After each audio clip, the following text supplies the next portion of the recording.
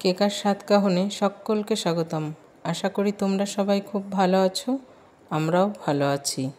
ঘরে বানিয়েছিলাম শাপলা চিংড়ি, খেতে হয়েছিল অপূর্ব সুন্দর। ঘরে একবার অবশ্যই এইভাবে ট্রাই করে দেখবে, দারুণ লাগে খেতে। তাহলে আসো দেখে নিই কীভাবে করলাম আমি, সঙ্গে থাকো। শাপলা চিংড়ি করার জন্য সর্বপ্রথমে এখানে আমি শাপলা নিয়েছি, সেটাকে এখন খুব ভালো করে ছাড়িয়ে উপরের ছালগুলোকে তাতে খুব ছোট ছোট টুকরো করে কেটেও নিয়েছি। এখন এখানে কিছুটা নুন মাখিয়ে রেখে দেব। নুন মাখিয়ে রেখে দিলে এর ভেতরের যে কষটা থাকে সেটা বেরিয়ে যায় আর শাপলাটা অনেকটা সফট হয়ে যায়। তারপর ওগুলোকে ধুয়ে নেব। এখানে আছে 500 গ্রাম চিংড়ি। এতটা চিংড়ি দিয়ে করব না, অর্ধেকটা দিয়ে করব আর অর্ধেকটা অন্য কিছু করব। নিয়ে নিয়েছি অর্ধেক চিংড়ি। চিংড়িতে এখন নুন হলুদ মাখিয়ে রেখে দেব রেস্টে 10 মিনিটের জন্য।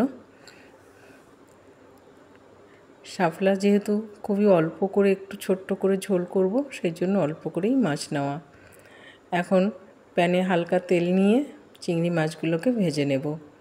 চিংড়ি মাছ ভাজার জন্য খুব বেশি তেলের প্রয়োজন হয় না, অল্প তেলেই চিংড়ি কিন্তু খুব সুন্দর করে এপিটোপিট ভাজা হয়ে যায়।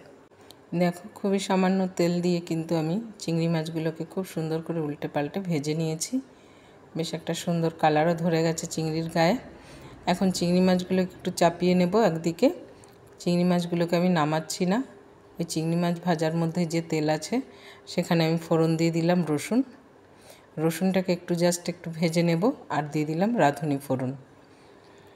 রাঁধুনি ফোড়ন দিয়েও খুব ভালো করে একটু ভেজে নিতে হবে যাতে কাঁচা গন্ধটা চলে যায় রাঁধুনি ফোড়নের। বেশ একটা সুন্দর গন্ধ বেরোলে তখন আমি একটা পাত্রের মধ্যে কাঁচা লঙ্কা, হলুদ আর সামান্য জিরের জলে গুলে রেখেছিলাম সেটাকে দিয়ে দিলাম। দিয়ে এখন সব কিছুর সঙ্গে খুব ভালো করে কষিয়ে নেব যতক্ষণ না এর থেকে তেল রিলিজ হচ্ছে। মশলা যত সুন্দর করে কষানো হয় তরকারির স্বাদও কিন্তু ততটাই সুন্দর হয়। দেখো মশলা থেকে তেল ছেড়ে দিয়েছে, মানে মশলাটা কিন্তু খুব ভালোভাবে কষানো হয়ে গেছে। এখন যে শাপলাটাকে আমি নুন দিয়ে রেখেছিলাম সেটাকে আমি খুব ভালো করে ধুয়ে জল চিপড়িয়ে নিয়েছি পরিষ্কার করে। এখন শাপলাটাকে দিয়ে দিয়েছি এর মধ্যে। এখন সমস্ত মশলা চিংড়ি মাছের সঙ্গে শাপলাটাকে একটু ভেজে নেব। বেশ শাপলার একটা বেশ কালার চেঞ্জ হওয়া পর্যন্ত এটাকে ভাজতে হবে। সব কিছুর সঙ্গে খুব ভালো করে ভেজে নিলে তখন শাপলার মধ্যেও সমস্ত মশলার গুণাগুণ আর চিংড়ি মাছের স্বাদটাও চলে আসবে আর সেটা খেতেও তখন খুব ভালো লাগে। দেখো খুব ভালো করে কিন্তু ভাজা হয়ে গেছে। এখন এখানে ব্যবহার করছি গরম জল। যেহেতু ভাতের সঙ্গে খাবো তো সেই জন্য সামান্য একটু গ্রেভি রাখবো। গ্রেভি রাখলে একটু ভালোই হয়, বা তোমরা চাইলে একদম শুকনোও করতে পারো, তবে আমি সামান্য একটু গ্রেভি রাখবো বলে একটু জল দিয়েছি। ঝোলের সঙ্গে খুব ভালো করে জাল করে নিতে হবে।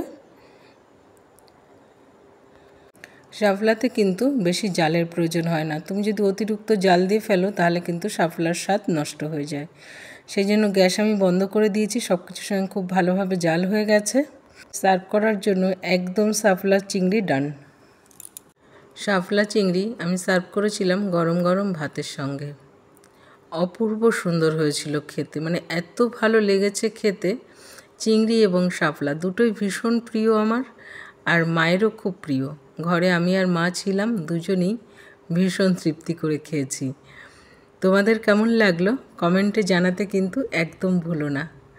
ভালো লেগে থাকলে চ্যানেলটি সাবস্ক্রাইব করে পাশে থেকো। তাহলে আজ এখানেই শেষ করছি। সবাই ভালো থাকবে, সুস্থ থাকবে। দেখা হবে পরের আরেকটি ব্লগে।